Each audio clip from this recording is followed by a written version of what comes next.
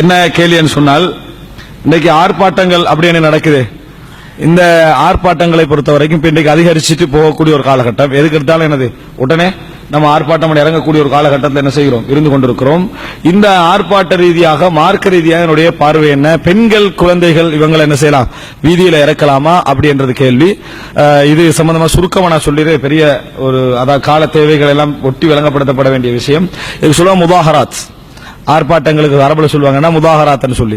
பொதுவாக அரபுலகத்தில இருந்து கொண்டு பேசப்படக்கூடிய அந்த மார்க்க தீர்ப்புகள் எல்லாவற்றையும் நீங்கள் எடுத்து பார்த்தீங்கன்னு சொன்னா அந்த அறிஞர்கள்லாம் என்ன செய்யறாங்க, கூடாது, தடை செய்யப்பட்ட விஷயம் அப்படித்தான் சொல்றாங்க. ஆனால் அதுல ஃபீ தஃசீல், அதுல கொஞ்சம் என்ன செய்யும், நம்ம தஃசீல் இருக்குது. காரணம், ஆர்ப்பாட்டங்கள் சம்பந்தமா குர்ஆன் வசனம் இல்ல, ஹதீஸும் இல்ல. கூடாதுண்டோ கூடுமெண்டோ அது குர்ஆன் வசனமும் ஹதீஸுகளும் நேரடியாக இல்லாத விஷயம். இன்னும் சொல்ல போனா சலஃபுகளுடைய ஆரம்ப கால அதாவது அறிஞர்கள் எதிர்கொள்ளாத ஒரு விஷயம். இது இப்படி ஒரு அம்சம் எதிர்கொள்ளாத ஒரு விஷயம். அவங்க எதிர்கொண்டது ஒரே ஒரு விஷயம் தான், ஹுரூஜ், இஸ்லாமிய ஆட்சிக்கு எதிராக கிளம்பி வரக்கூடிய கிளர்ச்சியாளர்கள், அதாவது ஆட்சியை பிரட்டணும் என்று வரக்கூடிய கிளர்ச்சியாளர்கள் என்கின்ற அம்சம். அதுவும் இஸ்லாமிய ஆட்சியாளருக்கு எதிரான கிளர்ச்சியாளர் சம்பந்தமா மட்டும்தான் என்ன செஞ்சுக்கிறாங்க, அவங்க இது சம்பந்தமா பேசியிருக்கிறார்கள். அப்ப இது நம்ம ஆரம்ப காலத்தில் இருந்து நேரடியாக இந்த செய்தியும் என்ன செய்ய முடியாது, பெற்றுக்கொள்ள முடியாது. நவீன ரீதியாக நீங்க எடுத்து பார்த்தீங்கன்னு சொன்னால் இது எதிர்ப்புக்கான ஒரு ஊடகமா தான் என்ன செய்யுது, இது பயன்படுத்தப்படுது. அப்படி என்று சொன்னால் சில நிபந்தனைகளோடு அதை நம்ம ஏன்னா அசல் எல்லாத்திலையும் கூடுமன்றதுதான், அசல் எல்லா விஷயத்திலையும் கூடும் அனுமதி என்றதுதான். அப்ப ஒன்று நம்ம அதுக்கு மாற்றுறதாக இருந்தா, கூடாது என்ற இடத்துக்கு கொண்டு வரதாக இருந்தா நேரடியான ஆதாரம் என்ன செய்யணும், அதற்கு இருக்கிறோம். அந்த அடிப்படையில் நீங்க இந்த ஆர்ப்பாட்டங்கள் எடுத்து பார்த்தீங்கன்னு சொன்னால் சில விஷயங்கள் தவிர்க்கப்பட்டால், சில நிபந்தனைகளோடு அது செய்யப்பட்டால் அதை நம்ம என்ன செய்யலாது, தடை செய்ய முடியாது. முதலாவது அம்சம் என்னன்னு சொன்னால், நாம ஆர்ப்பாட்டம் என்று அந்த எதிர்த்து செய்கின்ற விஷயங்களை பொறுத்த வரைக்கும் நம்ம எதுக்காக செய்கிறோம், ஏன் செய்கிறோம், எப்படிப்பட்ட ஒரு இலக்குக்காக செய்கிறோம் என்ற தெளிவு என்ன செய்யணும், இருக்கணும். வெறுமனே எதிர்ப்பு என்பது ஒரு நாள் எந்த பிரயோசனத்தை என்ன செய்யாது, தராது. வெறுமனே எதிர்ப்பு என்பது எதற்காக, எந்த நோக்குக்காக, எந்த இலக்குக்காக அது செய்யப்படுவது தெரியா இருக்கணும். காரணம் என்னன்னா, ஒன்று எதிர்க்கிற மனிதனுக்கு அறிவிக்கணும். அதை பத்தி பின்னால எல்லா திரள்ற மக்களுக்கும் அது சம்பந்தமான அறிவு இல்லாம என்ன செய்யக்கூடாது, நம்ம எதிர்க்க கூடாது. பொதுவாக அல்லாஹ் குர்ஆன்ல என்ன சொன்னா, வலா தக்ஃபு மா லைஸ லக பிஹி இல்ம், அறிவில்லாத விஷயத்தை என்ன செய்யக்கூடாது, நம்ம தொடர்ந்து போகக்கூடாது. அப்ப அறிவில் இது என்ன சப்ஜெக்டுக்காக எதிர்க்கப்படுகிறது அப்படி என்ற அந்த இலக்கு தெளிவாக இருக்கணும். ஒன்று. இரண்டாவது விஷயம், எது அதாவது இஸ்லாமிய சமுதாயத்தை இது எல்லாராலும் அடையாளம் கண்டுகொள்ள முடியாது. இஸ்லாமிய சமுதாயத்தை தூண்டுவதற்காக சில விஷயங்கள் செய்யப்படும். அது இஸ்லாமிய உலக வரலாற்றில் நிறைய நடந்து கொண்டே இருக்கும். இஸ்லாமிய உலக வரலாற்றில் நிறைய நடந்து கொண்டே இருக்கும். இது போன்ற இலக்குகளை அடையாளம் காணக்கூடிய வழிகாட்டுதல்கள் அதுக்கு என்னது மிக முக்கியம். அதாவது நான் சொல்ல வரேன் சொன்னா, இந்த ஆர்ப்பாட்டத்தை களமிறக்கக்கூடியவர்கள்ட்ட தெளிவான இலக்கு, தெளிவான அந்த பார்வை, தெளிவான அறிவு, தெளிவான வழிகாட்டல் அதுல முதலாக இருந்தால் இது முதல் நிபந்தனை, அறிவு அது சம்பந்தமான. இரண்டாவது விஷயம், இது ஆர்ப்பாட்டத்தை மேற்கத்திய உலகத்தை ஃபாலோ பண்ணி நம்ம என்ன செய்யக்கூடாது. எதிர்ப்பு என்பது மேற்கத்திய உலகத்தை ஃபாலோ பண்ணி செய்யறதில்ல. உதாரணமாக கொடும்பாவி எரித்தல், இது என்ன சொன்னா, இது போட்டு ஆளை செஞ்சு ஆளை எரிக்கிறது, ஆலையை செஞ்சு ஆலையை ரோட்ல போட்டு என்ன செய்யறது, எரிக்கிறது. இது பிழை. முதல்ல கொடும்பாவி செய்யறது பிழை. முதலாவது ஒரு ஆளை ஒரு மாதிரி செய்யறது முதல் பிழை. இரண்டாவது அதை வச்சு என்னது, அதை எரிச்சு அதுல ஒரு சந்தோஷம் காண்றது தன்னைத்தானே என்னது ஏமாற்றிக்கொண்ட மடத்தனமான மூடத்தனமான செயல். யாரு செஞ்சாலும் சரி, மடத்தனமான மூடத்தனமான செயல். ஏன் ஒரு ஆள் அது எதிர்ப்பை வெளிப்படுத்துகின்ற ஊடகம் அப்படின்னு 1000 பேர் சொல்லலாம், 1000 பேர் என்ன செய்யலாம் சொல்லலாம். நம்ம ஒரு இஸ்லாமிய ரீதியாக இதை யோசிக்கணும். யோசிச்சு பாத்தீங்கன்னு சொன்னா, முதல்ல பொம்மை செய்யறது பிழை, ஒரு ஆளை மாதிரி என்னது செய்யறது பிழை. ஒரு சப்ஜெக்ட் நம்ம எதிர்க்கிற நேரத்தில் அந்த சப்ஜெக்டை தான் எதிர்க்கணுமே தவிர அதற்காக முழுமையாக ஒருவன் இனிப்புற இஸ்லாத்துக்கே வரமாட்டான் லெவல் என்ன செய்யக்கூடாது, எந்த ஒரு விஷயத்தையும் நம்ம எதிர்க்க கூடாது. அதனால பலன் குறைவு, மார்க்க ரீதியாக அது முரணான ஒரு அம்சம். 2. மூன்றாவது, பெண்கள் இறக்கப்படக்கூடாது.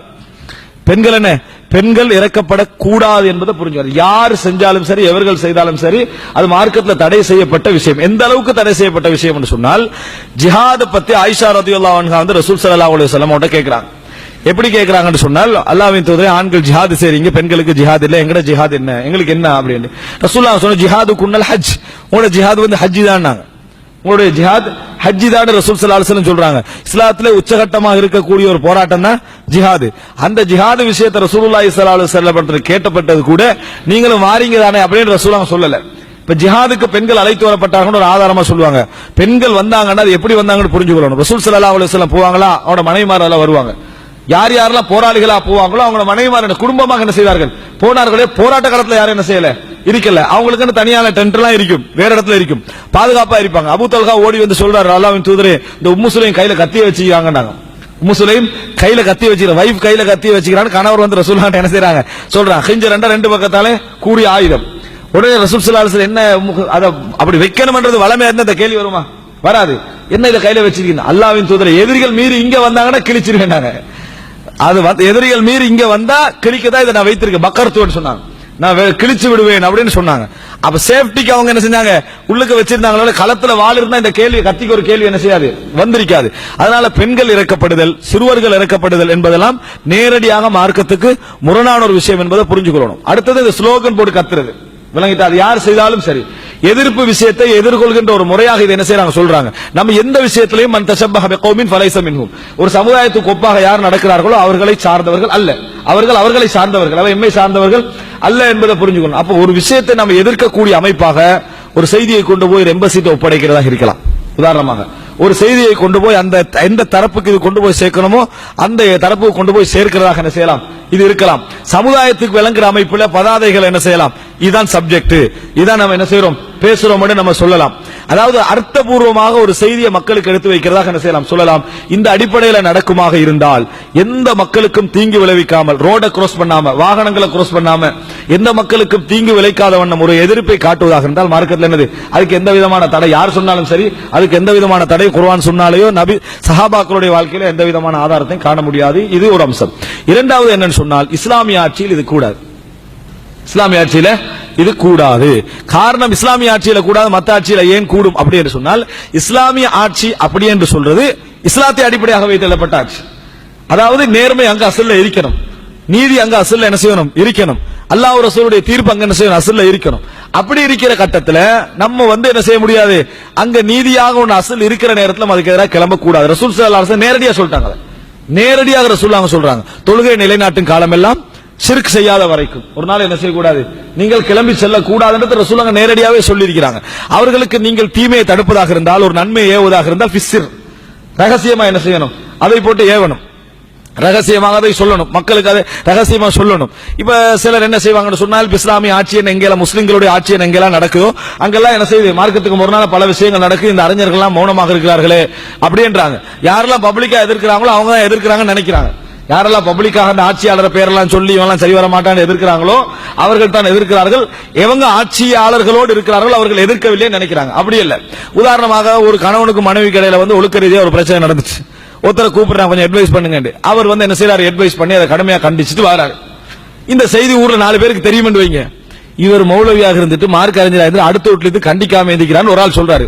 உடனே இவர் மைக் போட்டு, நான் இந்த ஒழுக்கக்கேடு எனக்கு நேரத்தோட தெரியும், நான் எதிர்த்தேன்னு சொன்னா நல்லா இருக்குமா? அவ்வளவுதான். அந்த மனைவியோட வாழ்க்கை முடிஞ்சது, இவரோட வாழ்க்கை முடிஞ்சது. அவர் கையாள வேண்டிய அறிவான முறை என்ன தெரியுமா, அமைதியா போயிடுறது. அமைதியா என்ன செஞ்சிருது போயிடுறது. இவங்க 2 பேரும் ஒழுக்கம் கட்டவங்க தான், நான் தான் அட்வைஸ் பண்ணேன்னு பப்ளிக் என்ன செய்யக்கூடாது, சொல்லக்கூடாது. வாழ்க்கை என்ன செய்யும், பாதிக்கும். ஒரு அறிஞருக்கு போய் ரகசியமாக, ஒரு மன்னருக்கு போய் இது பிழை இது தவறு என்றெல்லாம் அட்வைஸ் பண்ண பின்னால மன்னர்களுக்கு இவர்கள் எதிர்க்கிறார்களா என்று கேட்டு அதை மைக் போட்டு நான் எதிர்த்தேன் அந்த ஆள் கேட்கலன்னு சொன்னான்னு அந்த அட்வைஸுக்கு என்னது அர்த்தம் இல்லை. அதனாலதான் மௌனமாக இருக்கிறான்னு புரிந்து கொள்ள வேண்டுமே தவிர, அவர்களுடைய வரலாற்றில் அவர்களாக சொன்ன 1000 செய்திகளை நீங்க என்ன செய்யலாம், மன்னர்களாக சொன்ன 1000 செய்திகளை பார்க்கலாம். இஸ்லாமிய ஆட்சியை பொறுத்த வரைக்கும் உபதேசம் என்பது, அட்வைஸ் என்பது தனிப்பட்ட ரீதியாக என்ன செய்யணும் இருக்கணும். அப்பதான் அந்த ஆட்சியாளரை பொறுத்த வரைக்கும் இயற்கையில் என்ன செய்யும், ஒரு கிபிர், ஒரு நான் தான் என்ற ஒரு அதிகாரம் என்ன செய்யும் இருக்கும். அதுக்கு அட்வைஸ் ரகசியமாக இருந்தா தான் என்ன செய்யும், அது வேலை செய்யும். அதனால இந்த விஷயத்தை ரசூலுல்லாஹி ஸல்லல்லாஹு அலைஹி வஸல்லம் மனைவியின் விஷயத்தை என்ன சொல்றாங்க, லா தஹ்ஜுருஹு இல்லா ஃபில் பைத், வீட்டுல தவிர நீங்க பகைமையை காட்டக்கூடாது. நிறைய பேர் ரோட்ல காட்டிடுவாங்க, கணவனுக்கு மனைவி கேட்கல பகைமை ரோடு ஃபுல்லா வழங்கும். வீட்டுல தவிர நீங்க என்ன செய்யக்கூடாது, பகைமையை காட்டக்கூடாது சொல்றதுக்கு காரணம், நீங்க ரோட்ல பகைமையை காட்டினீங்கன்னா ஏத்துக்கல மாட்டாங்க. அங்க என்ன பிரச்சனை ஆகும்னா, என்னது கௌரவம் ப்ரொசீஜர் பிரச்சனை என்ன செய்யும் அந்த இடத்துல வரும். அதனால இஸ்லாமிய ஆட்சியை பொறுத்த வரைக்கும் உபதேசங்கள் ரகசியமாக அவரிடத்துல போய் சொல்லக்கூடிய அமைப்பில், அவர் தனியாக மாறிற திருந்துற அமைப்பில் என்ன செய்யணும், அது இருக்க வேண்டும் என்ற செய்தியை நம்ம என்ன செய்கிறோம் பார்க்கிறோம். இப்ப இது சும்மா உதாரணமாக சாதாரணமா எடுக்கலாம். நம்மள இந்த வாட்ஸ்அப் குரூப் என்றது எல்லாருக்கும் அது ஒரு போயிட்டு விளங்கிட்டா எடுத்தா வாட்ஸ்அப் குரூப், எதை எடுத்தாலும் வாட்ஸ்அப் குரூப் இருக்குது.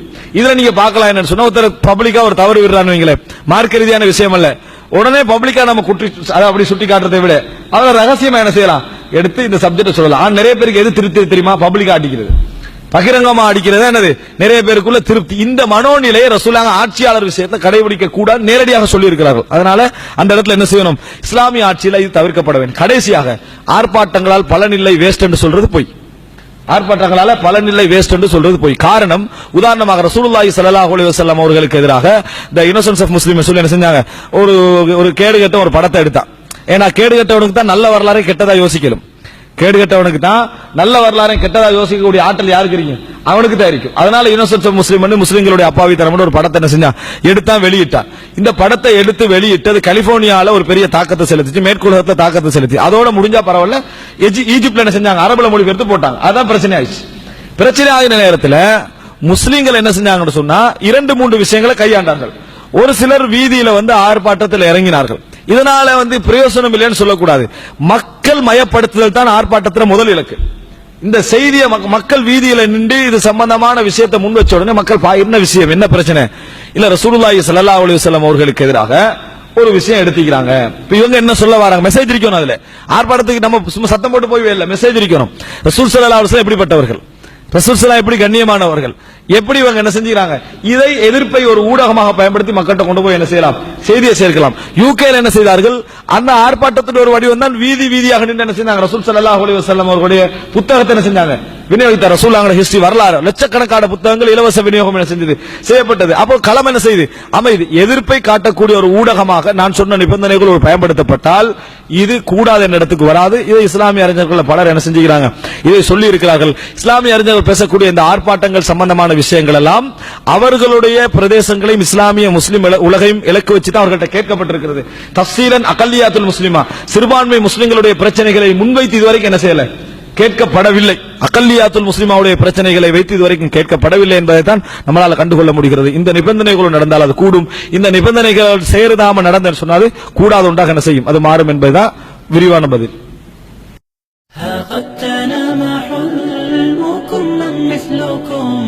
قد حاز من دنياه حفظا للكتاب فلتخبروا من بعدكم من زاركم أن العطايا حفظ أين واكتساب